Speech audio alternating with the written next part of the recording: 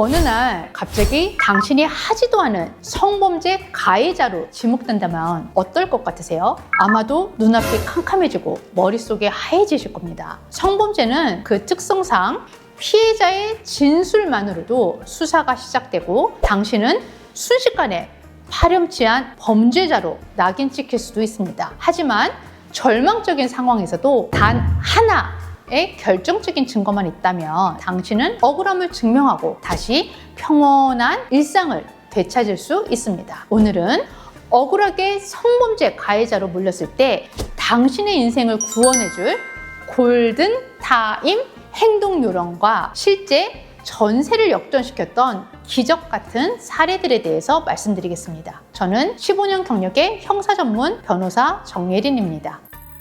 성범죄 사건에서 가장 중요한 게 뭐냐라고 물으신다면 저는 망설임 없이 객관적 증거라고 답할 겁니다. 성범죄 사건은 피해자 진술만으로 수사가 시작되는 경우가 많아서 피해자 진술의 신빙성이 매우 중요합니다. 그런데 일반적으로 경찰 조사 순서는 고소인, 즉 피해 신고를 한 사람을 먼저 조사하거든요. 그러면 경찰도 사람인지라 고소인 말만 들은 상태에서는 고소인의 편에서 사건을 바라보게 되죠. 하지만 반대로 말하면 그 진술의 신빙성을 깨트릴 수 있는 객관적인 증거만 있다면 불리한 상황을 180도 뒤집을 수 있다는 뜻이기도 해요. 그렇다면 정말 억울하게 고소를 당했을 때 가장 먼저 뭘 해야 할까요? 너무 억울하고 당황스럽겠지만 이럴 때일수록 냉정하게 딱 3가지만 기억하셔야 됩니다. 첫째, CCTV 영상부터 확보하세요. 사건 장소 주변의 CCTV는 길어야 한 달이면 사라지거든요. 개인이 요구하면 잘 주지 않기 때문에 변호사를 통해서 법원에 증거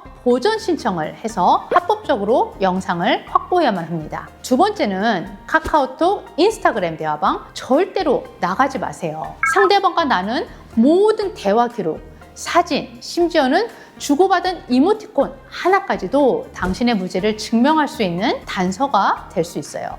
셋째, 섣불리 사과하거나 해명하지 마세요. 당황스러운 마음에 상황을 모면하려고 또는 이 사건을 조기에 종식시키고 싶어서 오해했다면 미안해 이와 같은 말을 하는 경우가 많거든요. 그런데 이 말은 수사기관에서 혐의를 인정하는 것처럼 해석될 수도 있어요. 상대방의 연락에 절대 응답하지 않는 것이 중요합니다.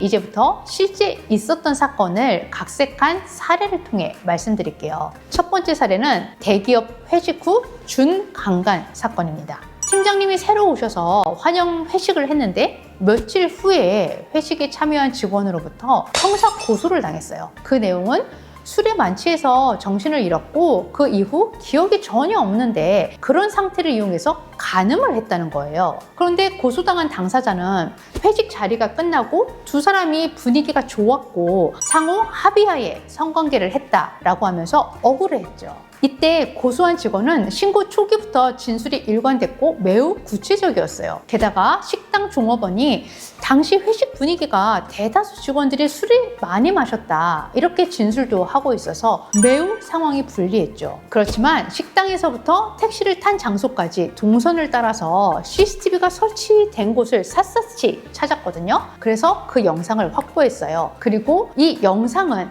사건의 흐름을 완전히 바꿔놓았습니다. CCTV 영상을 보니 고소한 직원이 식당에서 나오면서 조금 부축을 받기는 했어요. 그렇지만 금방 혼자이므로 똑바로 걸어가는 모습이 찍혀 있었죠. 그리고 택시를 잡기 위해 손을 흔들고 택시가 도착하니까 직접 뒷좌석 문을 열고 탑승하는 모습까지 있었던 거죠. 또 두 사람이 서로 친밀하게 대화를 나누는 모습도 흐릿하지만 포착되었고요. 결국 이 CCTV 영상 덕분에 혐의를 벗고 억울함을 풀 수 있었습니다. 두 번째 사례는 카카오톡 단체 대화방 덕분에 알리바이를 입증한 사례도 있었습니다. 한 동호회에서 활동하던 남성분이셨는데 다른 회원에게 여러 날에 걸쳐서 성추행을 했다라는 혐의로 고소를 당했어요. 그런데 고소가 있기 얼마 전에 의뢰인은 동호회 내에 몇몇 분들과 싸운 일이 있었고 홧김에 단체 대화방을 나온 상태였거든요.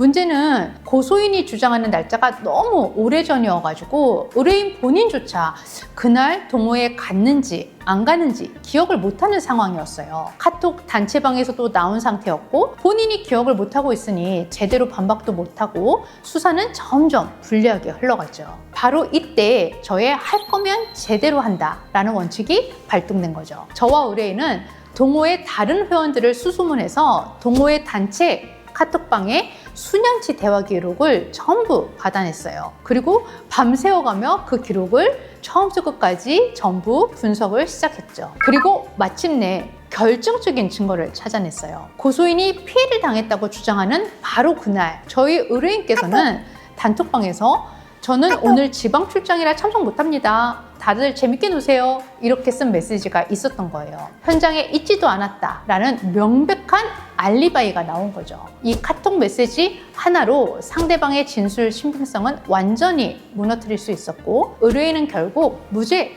판결을 받았습니다. 이처럼 증거 하나가 한 사람의 인생을 구합니다. 저는 사건 초기부터 증거 수집 과정에서 직접 도움을 드리고 필요한 경우에는 현장에 함께 하기도 하는데요. 예를 들어 압수수색이 진행될 때 수사기관은 법원이 발부한 영장의 범위 안에서만 압수수색을 해야 되거든요. 하지만 실제로는 범위에 벗어난 자료를 가져가려는 시도가 생길 수도 있고 당사자는 긴장과 공포 속에서 제대로 대응하지 못하는 경우도 많거든요. 저는 이런 순간에 직접 동행해서 수사기관이 정해진 절차를 지키는지 확인하고 어떤 증거가 확보되는지 꼼꼼히 기록합니다. 결과적으로 이런 하나하나의 요소가 쌓여서 무죄를 증명하는 결정적인 힘이 됩니다.